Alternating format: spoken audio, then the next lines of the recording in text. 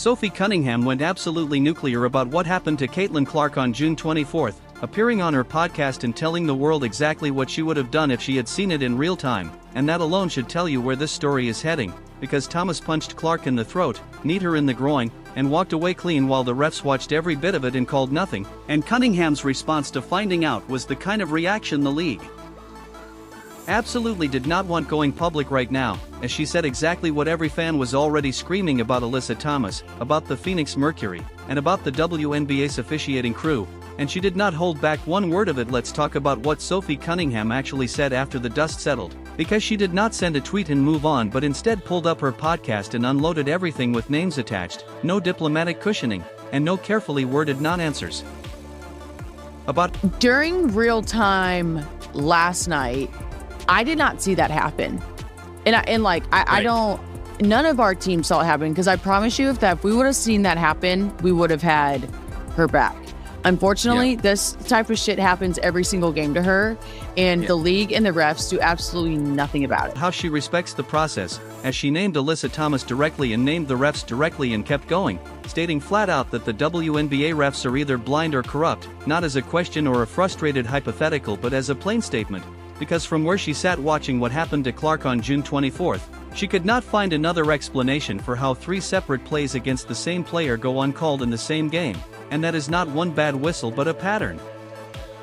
Teed up, they didn't review the foul on Caitlin last night, did they? I don't think they did. Insane. That's clearly what makes its rounds on social media. When you got teed up, that's what makes its rounds on social media. Yeah. Does when CC does get kind of, I hate using the word bullied, but people are rough with her. There's no other way around it. Does that fuck with you guys as a team, or is that just an incident that becomes a much bigger deal on the internet than it does during real? Which Cunningham called exactly that, and then she addressed what she would have done if she had been on that floor and watched Thomas punch Clark in the throat in real time, with her answer leaving zero room for interpretation, as she confirmed that she and her teammates did not see the throat strike as it happened but did not let that create any distance from her position, saying she promised that if they would have seen that happen, they would have had her back, with no hedging, no softening. Just type of shit happens every single game to her, and the league and the refs do absolutely nothing about it. It's been a minute since you got fined on this podcast. I have, but then you see the videos of literally kneeing and cheap shotting C in the throat. If she did that to any of our teammates, we'd be pissed. But they're definitely targeting her, and the league and the refs do nothing to protect. A direct promise from someone who means it, but Cunningham did not stop with Thomas as an individual, and that is what separates her reaction from a standard player complaint, because she went after the Phoenix Mercury as an organization, framing it as a game plan rather than a personal decision by one player who got carried away. Since Phoenix came into that game intending to get physical with Clark, and the refs let them operate that way from the opening minutes, and Cunningham connected. The poster that they dropped last night, the 30-year commemorative thing, which that you're on it, that's cool. Why would you ever put me on it? But people are up in arms that Caitlin's not on it, and then also watching her get kind of her ass kicked last night. I do see everyone being why does the league not protect this person? I don't want to get in beef with Kathy either, but it's it is she's jealous of her, or thinks that because she's a bigger face than her, or anyone the WNBA's had, that she won't give her the platform. It's so weird. It's so bizarre. Those two things, and said so out loud, also getting into what she sees driving some of this, which is jealousy from veterans who have watched Clark come into the league and become the biggest name in it almost immediately, describing it as genuinely bizarre that established players or even people inside the league's own structure would resent Clark's visibility so much that it shapes how they treat her. And while active Fever players could not say any of that publicly. It is a joke, and this is why Kathy in the WNBA is getting lit up on social media, because you are leaving out a generational, the best player to ever go through WNBA on this roster. Honestly, if they were smart, they would market the shit out of some of us. They don't. Well, you're on. They here, don't. At least I should never. That should be Caitlin. That should be Kelsey Mitchell. That should be Aaliyah Boston. Why are we putting random players on there? Without drawing a fine or a call from the league office, Cunningham did not have that constraint and used the freedom completely, with her podcast episode spreading faster than the game footage itself, which tells you exactly how many people were already thinking what she just said out loud.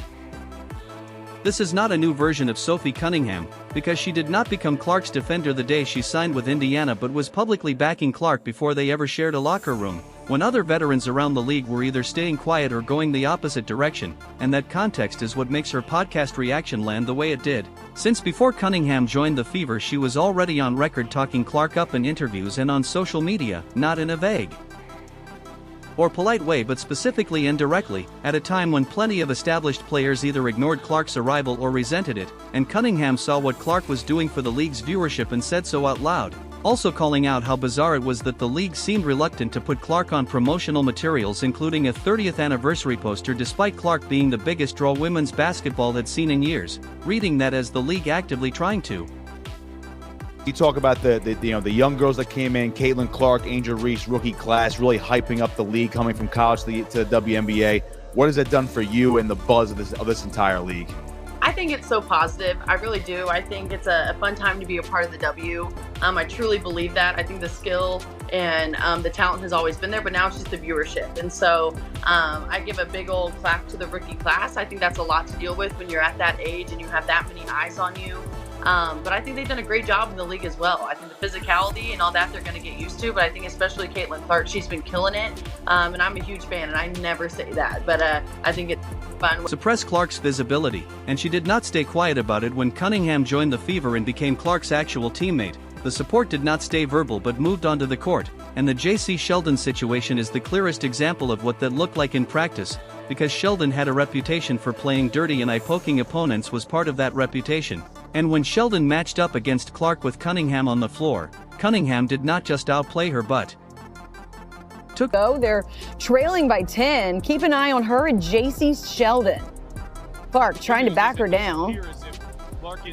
Sheldon, that was Clark, hitting her in the face. Clark is upset about that. Then everybody's upset about that. Marina Mabry comes in.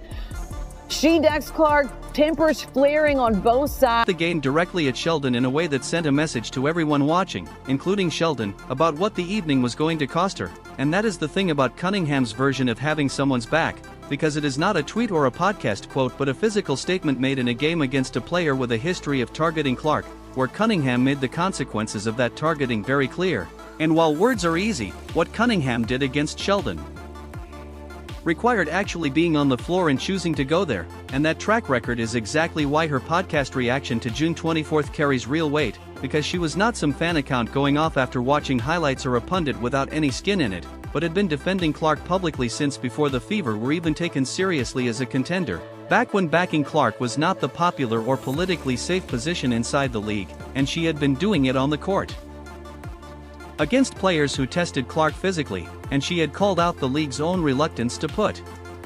Sophie commits a hard foul on J.C. Sheldon. Again, as J.C. Sheldon is going up for a layup, Sophie bear hugs her and takes her to the ground. What I will say is Sophie did not grab her and throw her to the ground. She didn't body slam her. She didn't do anything, in my personal opinion. Maybe I'm biased here, but I'm going to give you guys my straight up honest opinion on this. She bear hugged her, took her to the ground. Yes, it was intentional. It was absolutely intentional. Clark front and center, which put her directly against the internal resentment narrative running through the veteran side of the league. So when Thomas punched Clark in the throat on June 24th, the loudest response came from the one player who had already spent years making her position on this completely clear.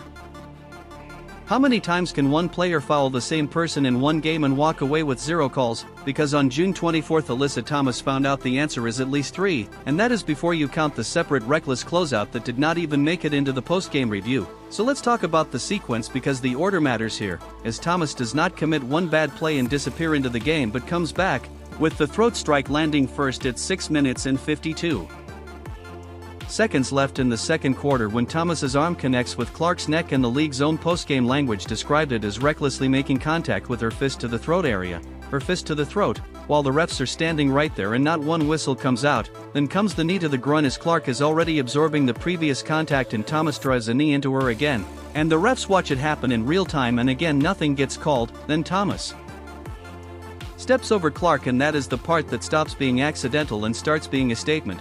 Because you do not step over someone by accident, but that is a decision, a deliberate one, and the officials let it go without a word. But that is not all, because separate from everything Thomas did, a Mercury defender flies into Clark on a three-point attempt with zero control, lands directly in Clark's face, and Clark grabs her back immediately after coming down, and that play never even got streaking to the basket. And here's what hustle plays are all about. You got 3 Phoenix players around Caitlin Clark, and yeah, it's. I mean, Caitlin to the ground, and ooh, that's a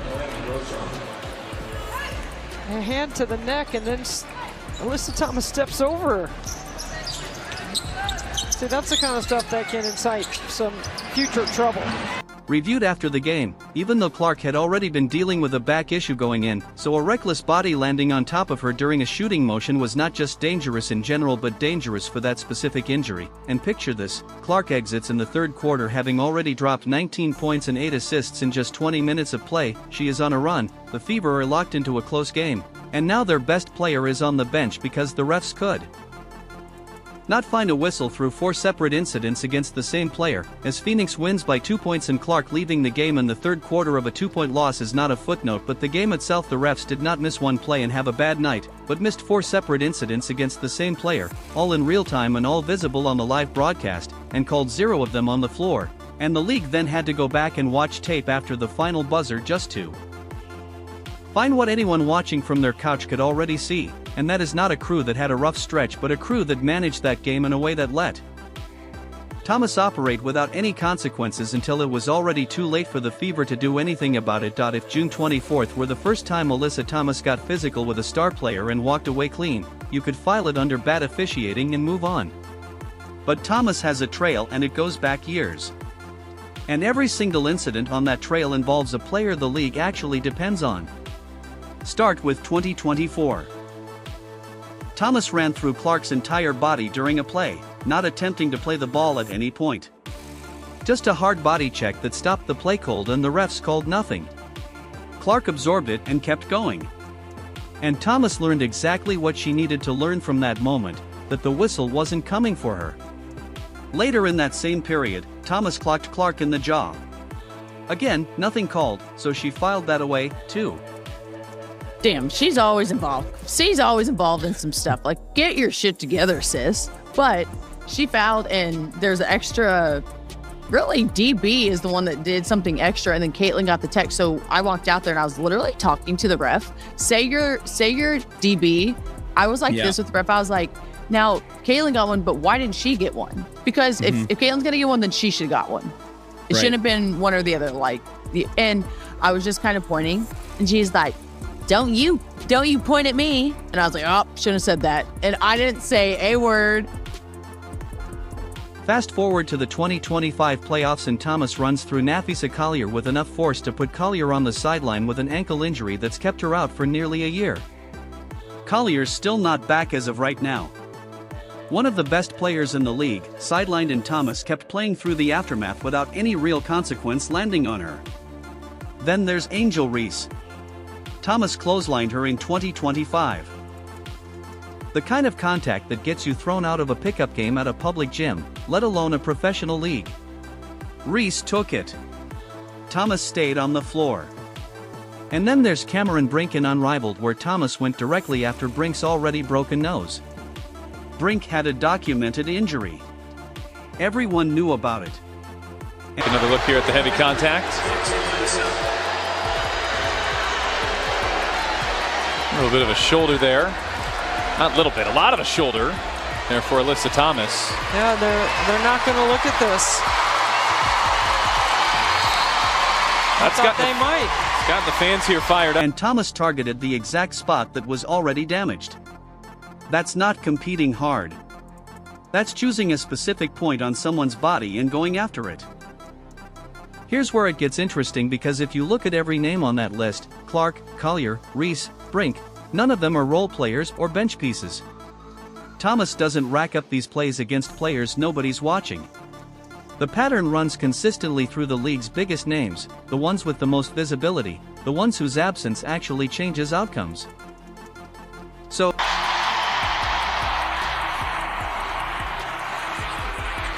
The tip was clean